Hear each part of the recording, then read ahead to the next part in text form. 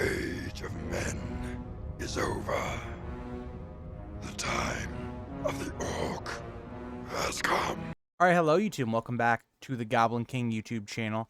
And in today's video, I want to talk about something that I feel like a lot of people maybe give Sauron a little bit of grief over because of his, I guess, strategy of the War of the Ring, and also the idea that someone was able to sneak into Mount Doom and destroy the ring.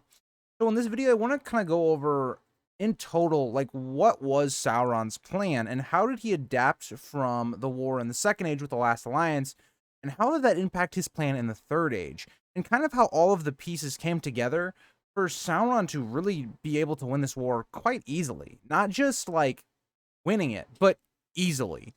And it's kind of this idea that this is like the 1% chance that this could have happened, that Frodo destroys the ring, because not only is it nearly an impossible task to even get into Mordor, as we'll discover in this video, the idea of someone throwing away the ring into the fire and destroying it is unthinkable. It's impossible. But what we hear about from Tolkien, that feat alone, with knowingly throwing the ring and having it for a substantial amount of time like Frodo does, is impossible. But before we get further into the video, if you guys like to like, subscribe, and comment for more of this type of Lord of the Rings content, please do. Helps channel grow. Feel might like this content as well.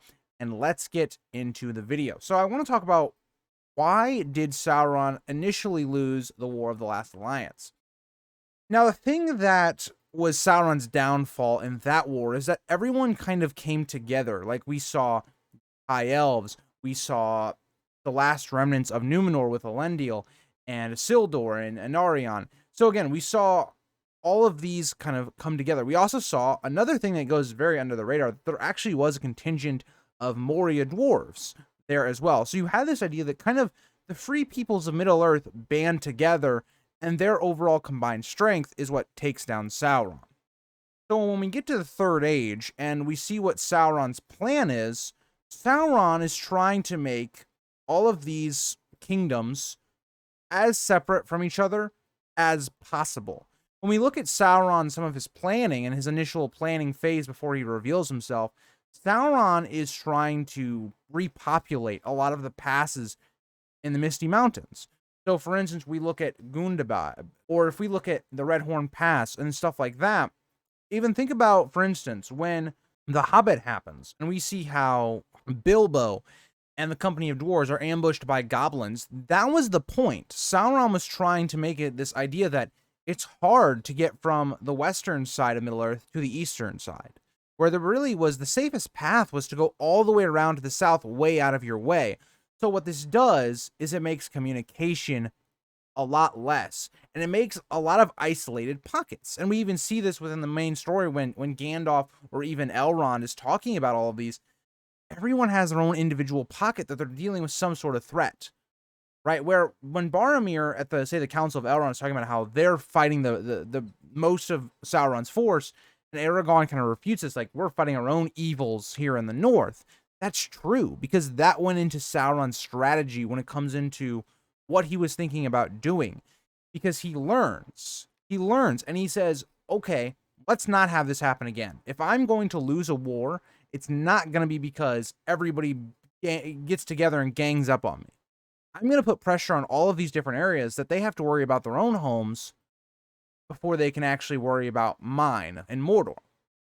And we see exactly how this works. And things even fall into place for Sauron's plan to work even better than it does. So again, Moria was a huge problem for Sauron, because Sauron kind of understood Moria was this place that it did kind of go into an isolation after Region falls, but still, it is a major, powerful force. It's the grandest dwarven kingdom that we know of, right? Their fall was instrumental because it closes up another possible path through the Misty Mountains.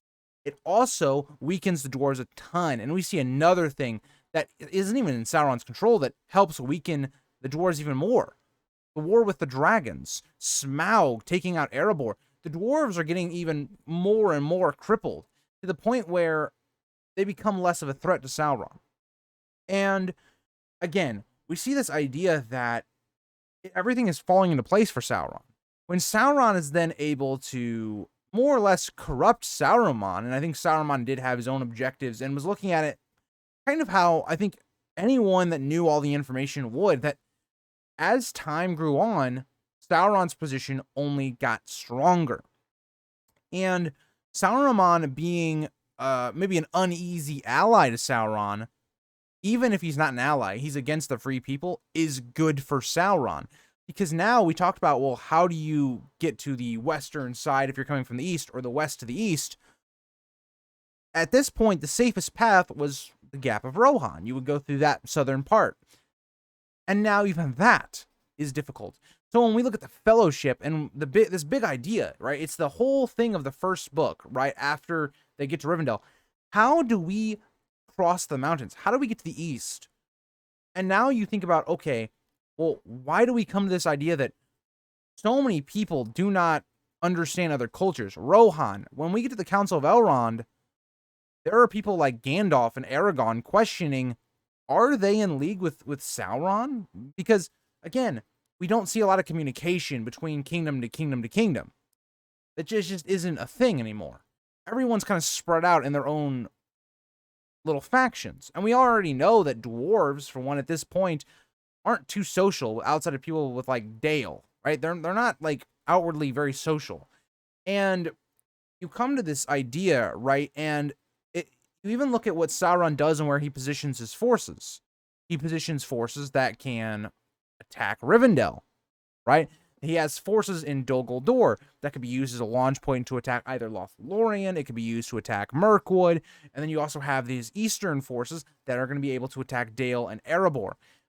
And then when you get Saruman, who is appearing to be some sort of wild card, or at least somewhat playing sides and could be on Sauron's side, taking on Rohan, it's exactly what Sauron wants. Sauron now has a battle on all fronts. It's not just the Mordor front. He has them everywhere. So, again, what this is coming to is that now Erebor can't send support south to Gondor. Mirkwood and Lothlorien and Rivendell, they all can't combine forces and go down to help Gondor. Rohan, we know that they do, but at this point, they are too tied up with Isengard. And you see why, on the face value of this, Sauron should have won the War of the Ring easily. He had a vastly superior force when it came to numbers over Gondor, and would have taken them if some freak stuff doesn't happen. Rohan getting there at the exact moment that they need to. Gandalf being this major player that is able to help thwart and bring all of these forces together. Hell, even Aragorn getting the army of the dead to take out the Corsairs and then bringing in another faction of Gondor to help. It's all of these ideas that this was a freak situation, that there's no way Sauron could have predicted any of this happening. He had planned this nearly perfectly. And even when all of that is over, right? When Minas Tirith and they win, Sauron's still winning. And that's something that I think people forget, is that Sauron may have lost the Battle of Pelennor Fields, but at the same time, who really lost? Sauron can keep making orcs at a very rapid pace, and even at this point, he still had more orcs in Mordor to outnumber the forces of Rohan and Gondor at this point. So again, it's the idea that life matters more to Gondor and Rohan, and these wars are just continually weakening them. So even at this point, I still think Sauron's feeling pretty good. He still can outmaneuver and just overwhelm the forces of the men. Now, we do know with his other forces that they would eventually lose, but that wasn't really what they weren't supposed to really win those battles. Yeah, it's nice for Sauron if he does, but the idea here is to keep all of these other factions distracted while he takes on his real threat. And the real threat is Gondor, because Gondor is at his doorstep. If he gets rid of Gondor, he has no direct enemy right next to him. He is given a lot more freedom. He can gain way more territory and influence off of defeating Gondor.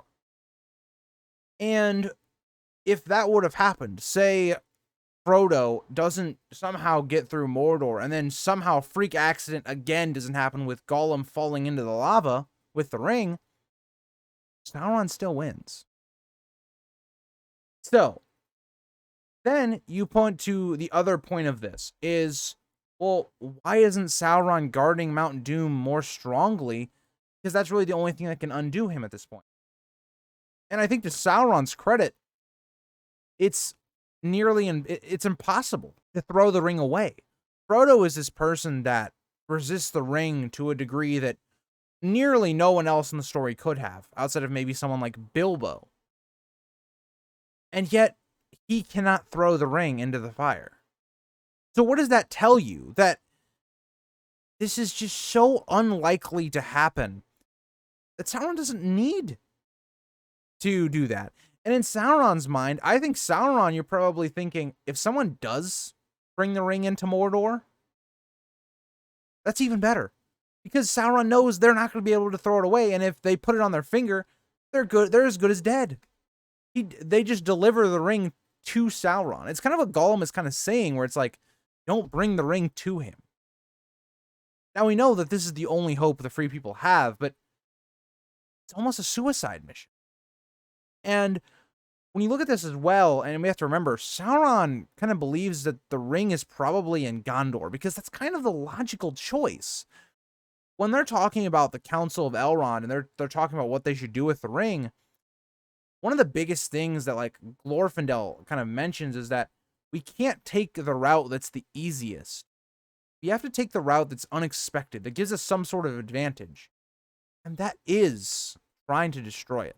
Because the easy routes were, oh, take the ring, pitch it out to the sea in the west, and let it disappear forever. Which wouldn't have happened. It would have eventually came back up.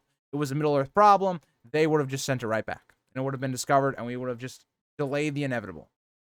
2 would have been to try and weaponize it against Sauron, which is what I think Sauron probably thought was going to happen once he learns that the ring is traveling east. With all those things, and Sauron understanding how his own ring works and how he believes that, again, the ring makes you feel very powerful, and it would make someone like Aragorn, if he had the ring, more cocky, Sauron was going to use that to his advantage. So again, I am one of those firm believers that think Sauron pretty much played his hand perfectly. He just got the if you do simulate what happens at the War of the Ring 100 times, 99 times Sauron probably wins.